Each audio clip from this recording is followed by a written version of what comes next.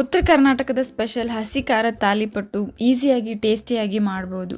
Hello friends, welcome to ನಂದಾ ಸವಿರುಚಿ. ಇವತ್ತು ನಾನು special ಆಗಿರೋ ಎಲ್ಲ ಥರ ಹಿಟ್ಟು ಯೂಸ್ ಮಾಡಿ ಉತ್ತರ ಕರ್ನಾಟಕದ ಕಡೆ ಮಾಡೋ ಹಸಿ ಖಾರ ಹಾಕಿ ತಾಲಿಪಟ್ಟು ಮಾಡ್ತಾ ಇದ್ದೀನಿ. ಇದನ್ನು ಮಾಡೋದು ಕೂಡ ತುಂಬ ಈಸಿ ಮತ್ತು ತುಂಬ ಟೇಸ್ಟಿಯಾಗಿರುತ್ತೆ. ಬನ್ನಿ ಇದನ್ನು ಹೇಗೆ ಮಾಡೋದು ನೋಡೋಣ. ಅದಕ್ಕಿಂತ ಮೊದಲು ನೀವೇನಾದರೂ ನನ್ನ ಚಾನಲ್ನ ಹೊಸದಾಗಿ ವಿಸಿಟ್ ಮಾಡಿದರೆ ಪ್ಲೀಸ್ ಸಬ್ಸ್ಕ್ರೈಬ್ ಮಾಡಿ. ಬನ್ನಿ ಈಗ ಏನೇನು ಇಂಗ್ರೀಡಿಯೆಂಟ್ಸ್ ಬೇಕು ನೋಡೋಣ.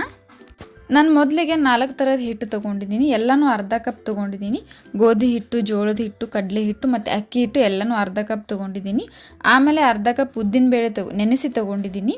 ಆಮೇಲೆ ಕೊತ್ತಂಬರಿ ಕಟ್ ಮಾಡಿ ತೊಗೊಂಡಿದ್ದೀನಿ. ಆಮೇಲೆ ಹಸಿ ಖಾರ ರೆಡಿ ಮಾಡಿದ್ದೀನಿ.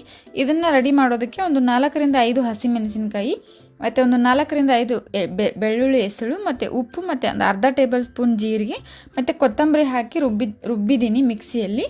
ಆಮೇಲೆ 1 ಟೇಬಲ್ ಸ್ಪೂನ್ ಜೀರಿಗೆ ತೊಗೊಂಡಿದ್ದೀನಿ, 1 ಟೇಬಲ್ ಸ್ಪೂನ್ ಬಿಳಿ ಎಳ್ಳು ಮತ್ತು 1 ಟೇಬಲ್ ಸ್ಪೂನ್ ಶುಂಠಿ ಬೆಳ್ಳುಳ್ಳಿ ಪೇಸ್ಟ್ ತೊಗೊಂಡಿದ್ದೀನಿ ಮತ್ತು ಒಂದು ಅರ್ಧ ಟೇಬಲ್ ಸ್ಪೂನ್ ಹಿಂಗು ಮತ್ತು ಅರ್ಧ ಟೇಬಲ್ ಸ್ಪೂನ್ ಅರಿಶಿನ ಪುಡಿ ತೊಗೊಂಡಿದ್ದೀನಿ ಮತ್ತು ಲಾಸ್ಟಲ್ಲಿ ರುಚಿಗೆ ತಕ್ಕಷ್ಟು ಉಪ್ಪು ತೊಗೊಂಡಿದ್ದೀನಿ. ಬನ್ನಿ ಈಗ ಇದನ್ನು ಹೇಗೆ ಮಾಡೋದು ನೋಡೋಣ.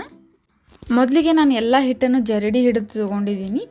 ಆಮೇಲೆ ನೆನೆಸಿರೋ ಉದ್ದಿನಬೇಳೆನ ಮಿಕ್ಸಿಗೆ ಹಾಕಿ ರುಬ್ಬಿ ತೊಗೊಳ್ತಿದ್ದೀನಿ. ನೋಡಿ, ಈ ರೀತಿ ನುಣ್ಣಗೆ ರುಬ್ಬಿದ್ದೀನಿ. ಆಮೇಲೆ ಒಂದು ಪಾತ್ರೆಗೆ ಅಕ್ಕಿ ಹಿಟ್ಟು, ಕಡಲೆ ಹಿಟ್ಟು, ಜೋಳದ ಹಿಟ್ಟು ಮತ್ತು ಗೋಧಿ ಹಿಟ್ಟು ಹಾಕ್ಕೊಳ್ತಿದ್ದೀನಿ.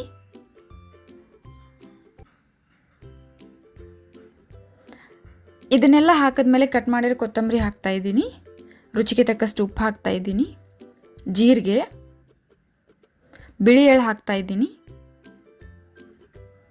ಆಮೇಲೆ ಹಸಿ ಖಾರ ಹಾಕ್ತಾಯಿದ್ದೀನಿ. ಆಮೇಲೆ ಹಿಂಗೆ ಹಾಕ್ತಾಯಿದ್ದೀನಿ. ಆಮೇಲೆ ಅರಿಶಿನ ಪುಡಿ ಹಾಕ್ತಾಯಿದ್ದೀನಿ. ಆಮೇಲೆ 1 ಟೇಬಲ್ ಸ್ಪೂನ್ ಶುಂಠಿ ಬೆಳ್ಳುಳ್ಳಿ ಪೇಸ್ಟ್ ಹಾಕ್ತಾಯಿದ್ದೀನಿ. ಆಮೇಲೆ ರುಬ್ಬಿರೋ ಉದ್ದಿನಬೇಳೆ ಪೇಸ್ಟ್ ಹಾಕ್ತಾಯಿದ್ದೀನಿ.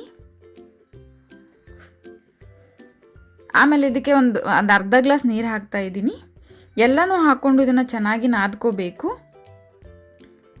ಚೆನ್ನಾಗಿ ಮಿಕ್ಸ್ ಮಾಡಿಕೊಂಡು ನಾದ್ಕೋಬೇಕು. ಇದು ಚಪಾತಿ ಹಿಟ್ಟಿನ ಅದಕ್ಕೆ ನೀವು ನಾದ್ಕೊಳ್ಳಿ, ಕರೆಕ್ಟಾಗಿ ಪರ್ಫೆಕ್ಟಾಗಿರುತ್ತೆ. ಆಮೇಲೆ ಈ ರೀತಿ ಉಂಡೆಗಳನ್ನು ಮಾಡಬೇಕು.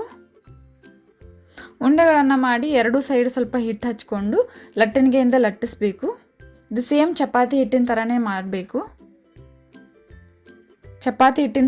ಚಪಾತಿ ಸೈಜ್ಗೆ ಇದನ್ನು ಲಟ್ಟಿಸ್ಕೋಬೇಕು. ಆಮೇಲೆ ಈ ರೀತಿ ಹಂಚಿರೋ ಮುಚ್ಚಳ ತೊಗೊಂಡು ಈ ರೀತಿ ಇದನ್ನು ಕಟ್ ಮಾಡ್ಕೋಬೇಕು. ಆಮೇಲೆ ಇದನ್ನು ಸೈಡಲ್ಲಿರೋದೆಲ್ಲ ನಾನು ತೆಗಿತಾ ಇದ್ದೀನಿ.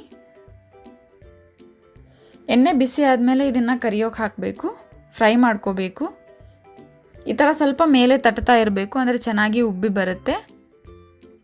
ನೋಡಿದ್ರಲ್ಲ ಎಷ್ಟು ಚೆನ್ನಾಗಿ ಉಬ್ಬಿ ಬಂತು ಅಂತ. ನೀವು ಒಂದ್ಸಲ ಟ್ರೈ ಮಾಡಿ, ತುಂಬ ಇಷ್ಟ ಪಡ್ತೀರಾ. ಮಕ್ಕಳಿಗೆಲ್ಲ ತುಂಬ ಇಷ್ಟ ಆಗುತ್ತೆ. ಹಸಿ ಖಾರ ಹಾಕಿ ಮಾಡೋದ್ರಿಂದ ಇನ್ನೂ ಚೆನ್ನಾಗಿರುತ್ತೆ.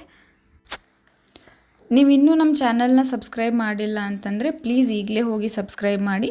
ಮತ್ತು ಇದೇ ರೀತಿ ನಾನು ಹಾಕೋ ಎಲ್ಲ ವೀಡಿಯೋ ನೋಟಿಫಿಕೇಷನ್ಗೆ ಪಕ್ಕದಲ್ಲಿರೋ ಬೆಲ್ ಐಕಾನ್ನ ಕ್ಲಿಕ್ ಮಾಡಿ. ಮತ್ತು ಈ ವಿಡಿಯೋ ನಿಮಗೆ ಇಷ್ಟ ಆಗಿದರೆ ಪ್ಲೀಸ್ ಲೈಕ್ ಮಾಡಿ, ಶೇರ್ ಮಾಡಿ, ಕಮೆಂಟ್ ಮಾಡಿ. ಮತ್ತು ಇದೇ ರೀತಿ ಟೇಸ್ಟಿ ರೆಸಿಪೀಸ್ಗೆ ನಮ್ಮ ಚಾನಲ್ನ ಸಬ್ಸ್ಕ್ರೈಬ್ ಮಾಡೋದನ್ನು ಮರಿಬೇಡಿ. Thank you.